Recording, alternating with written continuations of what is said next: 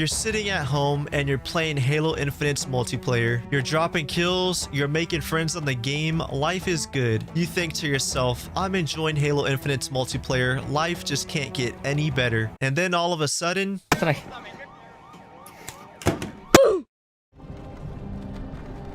you're finally awake. Ladies and gentlemen, today I want to talk about Halo Infinite's campaign because I am super excited for it. And before we get started, I want to know your guys' thoughts. Are you guys excited for Halo Infinite's campaign? Be sure to let me know. And if you're watching this video and you've never played Halo before, well, let me know let me know your favorite first-person shooter because I'm very curious on, the types of games that you guys like. I really want to connect with my audience better and really understand the types of games you guys like because I know a lot of you guys like, the same games as me and stuff like that. And there's also games that you guys have played that I've never played before. So I'm pretty curious, on your guys' interest. But let me just say that the background gameplay is obviously just going to be Halo Infinite's multiplayer because I don't have early access to the campaign. So I still want to talk about the campaign. I guess kind of my expectations and why I think it's going to be the best campaign to date. So I don't know. The campaign's not out yet, but I've seen so many different videos from, so many different YouTubers who are saying, yeah, like the first 4 missions are amazing. The beginning of the game is leaving a very good impression. Now look, I'm sure we've all seen games before who have a really good beginning and then the middle and the end they start to fall a little bit. That very well could happen with Halo Infinite. It could start off very strong and then over the course of the game just get weaker and weaker. But I feel like this game, having an open world, just that alone is going to really bring up this game. What I mean is the fact that it seems like the developers are really making it clear that this is not like a big GTA, open world type game, but it's, open world in a sense that, it's a big giant sandbox where you can do whatever you want. You can spawn whatever vehicles you want. You can, collect every weapon, whatever weapons you want. I'm super excited because, I love Halo. I've always felt like Halo is a sandbox game. Even though the missions are linear, it's always felt very sandboxy to me. And I don't know how to explain it. It just feels like, I don't know, the games, just the way they're designed, it feels like you can approach every situation just the way you want. And I feel like Halo Infinite is gonna, bring that up by 10 notches. I feel like they're really going to emphasize the fact that you can really approach this game however you want. The way everybody plays is going to be drastically different. Somebody might go through with rocket launchers and, grapple hooks, and someone else might not ever use the grapple hook and they might go through with the pistol.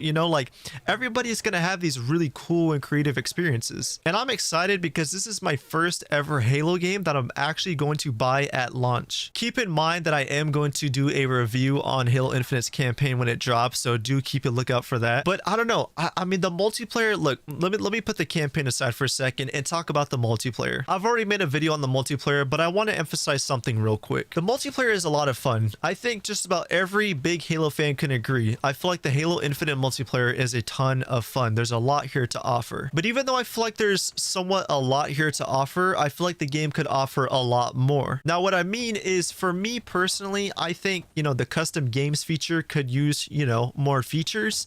And on top of that, I feel like there could be some more modes in the game. Maybe snipers only or shotguns only or, things like that. Because it seems like I'm not the only one, because I've seen a lot of criticism, on the game where people are like, dude, I'm queuing up into the same maps. I'm queuing up into the same game modes. And honestly, I kind of feel that way too. It feels like I'm playing oddball 20 times in a row, or I'm playing on the same 2 maps over and over and over. So that is my only issue with the multiplayer as of right now. Obviously, the progression could use some work, but I don't have the battle pass and I could care less for all the free items. Honestly, I'm just having fun with the game and just sitting there and just playing the game for what it is. I'm really having a good time. And so obviously the campaign is going to have the exact same gameplay as the multiplayer. So I feel like if you enjoy the multiplayer gameplay, you're going to really enjoy the campaign's gameplay because it's, the exact same. And I gotta say, after going back and playing the older Halo games, Halo Reach and 1 and 2 and whatnot, playing Halo Infinite again, it really makes me appreciate the game a lot more. I mean, the game's mechanics and feel and movement just feels so good. I've seen a few people say that it feels clunky.